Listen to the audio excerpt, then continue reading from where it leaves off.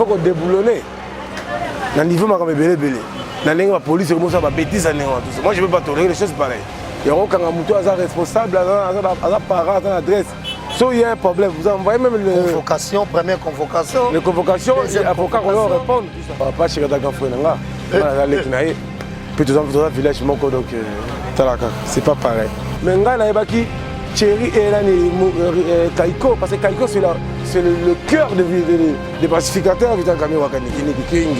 C'est le cœur, c'est Kaiko. Kaiko peut, d'abord le bambou a un monde dans la fantôme. Tu comprends la pandémie. Ngai pas tu refus, tu comprends ngati. Ngai businessman. Naza élu de Dieu. Je suis l'étoile du monde. Hier mutuwa na toro bananga ça là. T'as rappelé mutuwa parce que bala pas tu comme mieux comme monter. Ngam na bana kitoko ne wana bana français bala anglais. Les choses tout ça parce que la militaire tout ça là pour accompagner les visions des chefs de l'État élite Antoine Tshisekedi Tshilombo. Ba bêtise. Quand tu vas déborder à voilà la famille, on parle plus tôt, on vieillit, le savoir ne ment pas. Appelez-moi The Game, Gossip DRC News avec Jazz Gavoumi. Hein? On parle plus trop. Presse en ligne, avec intelligence, avec sagesse, tout ça, pas trop de polémique. Ce qui on mélange pas les torsons et les serviettes. Hein? Nous on est serviettes, on ne dépend pas des torsons. Gossip DRC News avec Jazz Gavoumi. De belles interviews, de belles collaborations, de belles images. Parole de Fabregas. Appelez-moi The Game. Gossip DRC News. Les bossés, ah. Bienvenue à tous et merci de nous rejoindre sur Gossip DRC News. Merci à vous, chers téléspectateurs, mais déjà partagez la vidéo et nos commentaires, nous en avons besoin. Et pourquoi pas vos j'aime tout au long de cette émission, nous en avons tellement besoin car nous recevons pour vous Pacho RFI. Boni. Ouais, ça va très bien, grâce à Diaz Cavo. Et Samoni. Ouais, ça va très bien par la grâce du Seigneur. Merci beaucoup à Bandeko Nyonso au Bazota la Pébiso. Surtout na PC merci na ba combattant IDPS. Et merci beaucoup à Bandeko Nyonso sur la Rabiso la poto, on va passer sur ba conseil, on va partager ba émission ba Ginette Boula, ba Chez Dantamboué, ba Pape Théo Mukendi la Patoche, ba Tarsis Boukassa en tout cas, ba Tika Rabiso en tout cas la PC merci. Voilà, déjà actualité nango. Actualité ça qui bon arrêté Ken Piana. On a passe dans mon bêtise parce que trop c'est trop. Il y a nous sommes un peu journalistes à Kala. Tout ça au moins 20 ans de carrière. Toi bateau quand même te aider te belé. Quand tu fais éloignement système à désordre au yango président le bagui, faut qu'on déboulonne. Dans niveau ma comme belé. Dans la police comme ça bêtise à tout ça. Moi je veux pas tolérer les choses pareilles. Il y a aucun responsable à parent, à l'adresse. Si il y a un problème, vous envoyez même le... Convocation, première convocation. Les convocations, l'avocat va répondre, tout ça. Troisième tour de bon mandat d'amener. Et comme il y a un homme d'après $10, $20, tout ça va au carrément, c'est quoi ça? C'est pas sérieux ça. Mais j'avais appelé le bourgmestre à Bandal, elle a dit écoutez, c'est là que Kanda. Mais c'est quoi ça? Parce que il aura expliqué que le bourgmestre est en pleine émission à RTV. Ouais, c'est pas sérieux. Voilà, Pacho, déjà, ton sœur dans ton avis que Ken a déjà libéré, Jirens même, et l'Europe, c'est sans condition, et ça a été une vidéo. De la police a condamné sous plaignant, comment ça a été une vidéo. Et puis, à penser vidéo de moi, et quand on a Pacho, Ken n'a pas. Jirens, il s'agit beaucoup plus pour ça le chantage. Et pour humilier Bango. Ken a la situation directe. L'avocat a une situation directe. On va le prendre ce monsieur-là. Il a diffusé les vidéos au niveau de l'internet. Même les plaignants, on peut les prendre. Il y a quoi activer les cams. Mais il faut la paix d'avoir des fouilles. Et quand tu contournes, parce que pas tu n'as pas mis prison, tout le monde est générique de changer. Il y a une mission. Comme quoi? Le générique de Zazou Nezagi. On change générique? Tu es comme d'habitude. Ah, il y a un hôtel. Toujours les amis. Quand on a l'idée, moi, ça va être sucré. L'idée est bungi. L'idée est pas chérie. Tu es pas chérie dans le Fouenanga. Puis tu es dans un village, donc c'est pas pareil. Moi, souci, non, il n'y a pas de souci. Moi, je travaille. Je travaille. Dans sa émission, la RLTV, danger sur Internet, c'est bon. Les zone libre, les zone fait l'effort. na rattraper un peu quelques mois où ils allaient tout ça parce que nous avons merci na président Fachi ndenge aujourd'hui a déployé déjà ba combattant comme presque tout le jour dans la tribune du peuple. Déjà félicitations mais comment yobi papa Chikaza grand frère na yo mais on voit garçon mon père Bimi on a la chaîne à Batukuna pour qu'on kebisa on comment papa chéri tu as dit quoi je sais pas chéri. Ah, maman a bêtise. Mais on pas toujours financé notre par excellence. Tu sais que je suis responsable. Mon avoir au fin à pas toujours femme tellement d'abord on a dans la CV. On a la femme de ministre à Benga, l'enfant de premier ministre à Benga, l'enfant de Nzambe à Benga. On monte dans un niveau de maman, qu'est-ce qu'on dit en français? Et ça, trafic d'influence. Moi, je parle des choses que je voyais. Quand je parle que Vital Kameza Gafona, Naibi Ngabia, Naibi Kaiko, Naibi Placide Ngas, Naibi Thierry, Naibi Ricky Mouozi, c'est mon vieux. Ayazouan, Naibi Ngamon Amouké. Après ça, Massaro n'a pas pour mon héritier. Mais Nga Naibaki, Thierry et Kaiko, parce que Kaiko c'est le cœur des pacificateurs Vital Kameza Kingi. C'est le cœur, c'est Kaiko. Kaiko peut, bon. D'abord, le papa a un fantasme. Kaiko, c'est ma campagne. Mais la campagne, c'est Kaiko. Et là, on a besoin tout le Kaiko de la caméra et le fit. Parce que toi, bateau, on vit dans la simplicité. Mais comment est-ce que bateau Biromo, il y a Jiba Abimi, Bureau JB. Le communicateur de JB, c'est Moussaka et Roger Ngani. Bah oui, mais c'est un petit à JB. Ah, peut-être qui peut-être j'ai mon bébé. Eh, biso to na ba M7 to mona ba. Mais là parce que ça ligne dans geste. La salle l'hôtel. Et l'autre na salle. On nga pas tu fi la salle. C'est l'hôtel. Nga papa chéri to na bon terme. Nga la salle ki na ye, atande ko nga. Ba tu peux moi li banda parce que comme trop Vera Mbopé. Nani yo obo ko fait le milieu ngai ko fait le milieu na boy ko fait le milieu na salle ko fait le milieu batanga na Bordeaux batanga na palek na biso Jamaïca Samba na Bordeaux ayebi oncle langa aimé Vekam ayebi famille nanga koko nanga aimé Vekam maman Kofi maman Mi na koko na Vekam c'est la famille et famille ka lengula na bi na ba Kofi c'est la famille na ML za venu station ML oui station ML et ça sert na biso ara kana sert na biso mais la cima il y a ML concession là tu as quoi MFK et il y a quoi MFK na joli parc où il y a église Kamanda côté Richard so bi boso bi pas maman c'est ça on a quoi la biso ta maman la biso il y a maman quoi maman biso c'est la famille soko yé na barré na mise à barré côté à nini il y a de la cité on a mise à barré dans zone on a boutique où ma biso ya koko la biso malgré la biso so pour pousser le bouton mais parler à pas tu refais ça ce soir on demande que c'est la famille. Oh mais c'est quoi yo pourquoi depuis kala on a comme ça confinanté te confinement na pomete ngai pas tu refais pas tu comprendre ngate ngana zali businessman naza élu de Dieu je suis l'étoile du monde parce que ngana na relation la président Sassou Nguesso parce que ngana na relation même la chef de l'état Samboka même Eduardo Santos. Il connaît bien Pachoré-Fi, je ne sais pas n'importe qui, je suis un grand monsieur de ce pays. Quand je voyageais dans ma vie présidentielle, partout, je voyageais même dans ma canot rapide frété par la présidence de Brazzaville. Je ne suis pas un petit monsieur, je suis un grand monsieur. Dernièrement, il dépasse le bien, mais ouais, du moins, tu dis le pouvoir. Mais moi, je suis d'un fils du chef coutumier, je suis un grand chef. Ma bêtise, on va pas ma bêtise, on va pas poser ma question. Moi, je vais les polémiques. Oh, pas tu veux faire le la fête privée à BCB, j'ai raté. C'est pas tu RFI et Bibi Capi. Quand je viens en costume, avec de l'argent. Je vais me mettre dans la tête parce que je suis bien organisé. Parce que je suis juif. Hier, Moutouan, la zone balanga, t'as rappelé Moutouan, parce que la pâte, je suis mieux comme Mawaté. Ngam na la bana kitoko ndenge wana bana français bana anglais na tana relation pas kitoko na pena ba yana nga kitoko bongo suki bisanga c'est des bêtises. Voilà et déjà moi polémique pe salema ki tant que le solo que FBI côté makambo na yo ba ambassade ezaki alerté ba bi mais pas tu remis bon ma Tony non Dans un bon mal sens de quoi? Dans la journée c'est par excellence. Il y a baraté sur Bakari Moutou.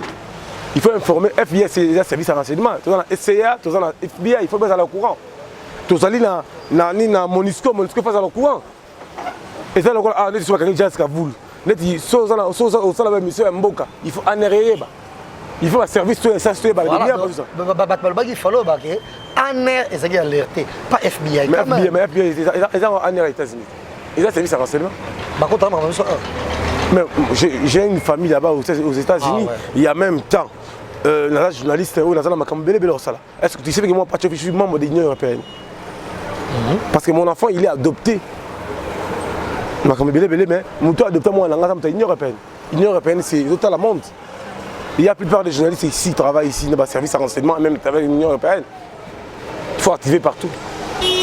Camarade Nayo, oh, le bagi kala, a noté que Foufou na kota ben mwana na maïza fona qui répare wana bongo Sam Kazali a bien retiré pardon au asengela qui on a nega fukamaki et puis au bout 5 ans en liberté provisoire donc au zone à Soussou à prison à ça là on a langage genre bien la diffamation nani Jazz Kavoul on n'a pas tué les filles je suis un grand monsieur d'abord je suis journaliste d'État deuxième je suis journaliste du peuple je défends la nation et je défends le peuple. Je ne suis pas n'importe qui. Ma bêtise, ma baisse sur Internet, c'est déjà fini depuis qu'on a tout ça à 45 jours au niveau Makala. Déjà, c'est déjà fini. Les choses, tout ça, la militaire, tout ça pour accompagner les visions du chef de l'État, Félix Antoine Tshisekedi Tshilombo. Ma bêtise, quand tu vas déborder à que nous payons presque dans la salaire. Non, ça va la terre. Mais tu ne trouves pas qu'il n'y a pas poursuivre pour la diffamation? Parce qu'il a dit que c'est le caméraman. Non, attendez. Jazz Kavoul, vous parlez avec un monsieur pas tuerifié. Ce n'est pas n'importe qui. C'est un grand monsieur. Un grand monsieur dans ce pays. J'ai beaucoup sacrifié ma vie pour ce pays. Moi, je ne peux pas venir ici pour parler des gens inutiles ici. Quand tu me reçois, tu reçois un grand monsieur. Il faut que tu aies un baran à l'école. Ça serait un peu mieux. Ouais, je suis un grand monsieur. Problème Kendi, Vous comprenez que c'était Patchorefi, mais déjà retrouvé Patchorefi tous les matins dans RLTV. Tribune du peuple, soutien Fati, le chef de l'État, les magistrats suprêmes, les gardes de la nation. Voilà, et clin d'œil spécial à Aya Toussaint Ndombasi et merci également à Boss Dani Kadima, Winner Service Yada Pamela depuis Dubaï et de même na Nechapindi Apis Volcan. Merci également à Ena Kitata, pourquoi pas à Jolie Moussungaï, Da Jili Gitima, il y a le sénateur Adonis Rambani. En Angola, bien sûr, nous saluons et nous disons courage et félicitations à Serge Tata Kibokolo, Pile Lolelo. Également, nous te saluons et de même, na Mwaso Gangela Kwanza Tosae, Reine Vitarankoï, toujours dans Luanda. Et madame, nous avons la émission, mais pas tuer filles. En tout cas, tu sens que plus jamais de clash. Makamboya qui parle, oh, Bira Misamo Boye, oh, Bonaboye, Simanayo, au tika comme émission Metali Mboka, dans la musique généralement. Et surtout, Nicolo Nengozo Vela, mi-ange, mi-démon, simplement moi.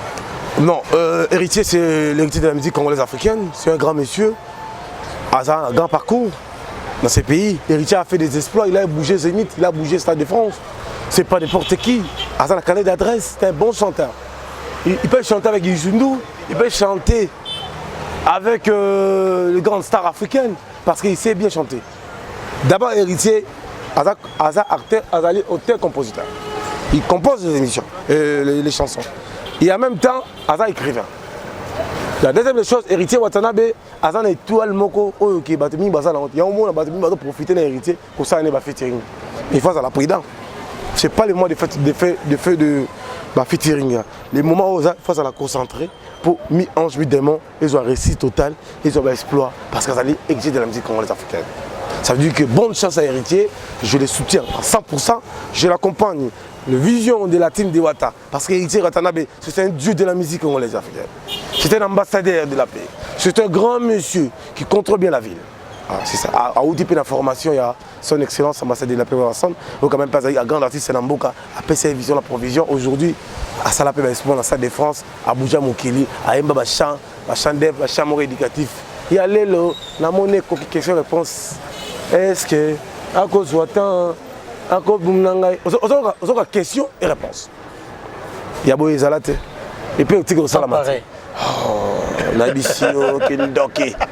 Ça veut dire que merci. Watanabe Kabea d'abord, il fit d'abord lauréat dans l'école Nabiso, papa Nabiso personnel, Molicho.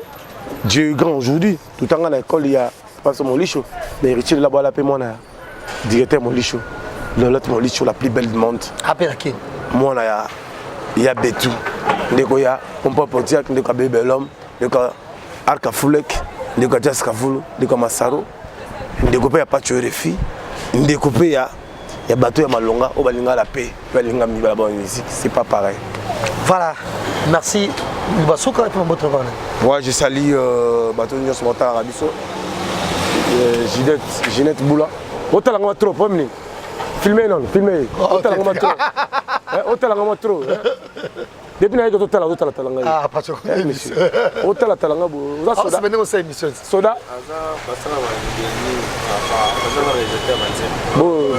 Bon, depuis que tu as la talanga. Attends, c'est bien, on l'a dit. Ah, pas sûr qu'on est l'émission.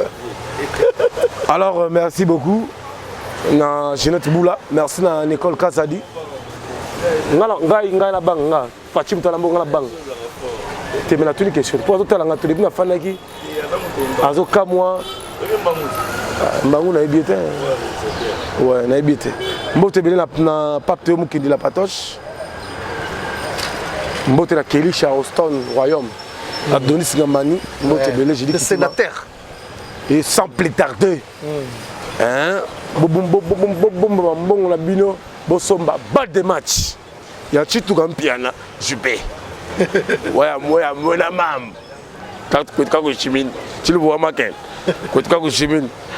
C'est comme on lingala. Et pas la bise bungate. Match à Goumen donc Maramba palais et palais. Maramba Gumbel ça, ya Gumbel. Ya bena kuneko ya bena kuneko. Ya bena nzu ya bena nzu. Et film moi mangi kamona kamba. Kamona kamba. Ça veut dire que na loba. Mpiana chitu kwa wana na ya bena mam. Grand frère. RFI, wabena mulumba. Yakumbe. Il faut réfléchir. Batala, il n'a parlé à parler. Sans pareil. Pour ceux qui malobis, batala pas son gambo, la moto, on a chitu kampian. Wabena ma. Ah. Autant on a dit, autant on a souris bloqué en Ah. Ah, c'est ça. Autant on a savoir qu'il y a la famille. Puis nous sommes de vrais juifs. Nous sommes des descendants de Jésus-Christ. Tous ça mouké. Tous ça Baba soit mouké ndipolé. Joka waka bengele. Et les filles bena mulumba. Ya mulumba. Tous allés na nani tous ça na tous ça mouké. Tous ça na journaliste. Tous ça ba tozala mpiana déjà baluba ba jeunesse ba bébé ba ne baluba ne balike bébé na bien tozala chituka tozali na kintane kalonjbil tozali na kabeya héritier tozali na nani na mama mchala tozamuke il faut na bayuda na kadi yo ya mona ndemba ya mona ngoshi ça veut dire que tozangana c'est to la ni ba fertilité pour avancer. Et mon papa chéri loba éviter les polémiques. Bagolo bana bango mais chamutu chanzambi sanzambi afin de réfléchir. Attends les guerriers mon amour que t'as pas tué les filles. Petit na ya palais. Makileza pa na iza makileza pa na ngai. Mamba bena kuneko tika la bena kuneko. Pe le bateau tout ba jeunesse ya Kasai o bazana mbongo. Par exemple bango pas tué les fazali. Vont voir. Merci Patch RFI et grand merci également à Kevin pour la prise de vie. Merci à Dieu merci. Ndomba c'est à la régie finale. Merci tout Batali Bisso Lelo Eza la délégation monnaie depuis Afrique du Sud. Batolanda Bisso Kuna ya Didier Mbouyi merci. Maître Bouzou et champion Christian merci. Belé banani sur l'Afrique du Sud Lelo Bambote amene belé et de même na Tunisie place on a base pas Maka Césarna solide Batal Arabiso na Turquie également Batolanda Bisso sur belé mais de partout Batolanda Bisso c'était lui pas tu refiner toi Mbaki Lelo Cynthia Wadol Bambote belé Cynthia Wadol Carmel Moukoulmania na leki na epina pesi Bambote Natacha Moukoulmania bango tout ba bisou à trop. Voilà, et merci à Galiatita et Oren Bokele, Maxime Chika, famille présidentielle, gros bisous, et Siko Zali, Hervé Tita, Soda, Place Rolandanga, Bambo Tenabino, Ben Dolce, Festival, Yayo Yangwana, et de même na Guilain, Fikoma, Place Rolandanga, maintenant Istanbul toujours, j'ai salué mon ami d'en face, et d'en face, Teddy, Choa, Kabongo qui nous suit. C'est un plaisir, on se retrouve très bientôt sur Gossip DRC News. Au revoir. Voilà la famille, on parle plus tôt, on vieillit, les savoirs ne mentent pas. Appelez-moi The Game, Gossip DRC News avec Jazz Gavoumi. On parle plus trop. Presse en ligne, avec intelligence, avec sagesse, tout ça, pas trop de polémique. Ce qui on mélange pas les torsons et les serviettes. Nous on est serviettes, on ne dépend pas des torsons. Gossip DRC News avec Jazz Gavoumi. De belles interviews, de belles collaborations, de belles images. Parole de Fabregas. Appelez-moi The Game. Gossip DRC News, les boss, ah.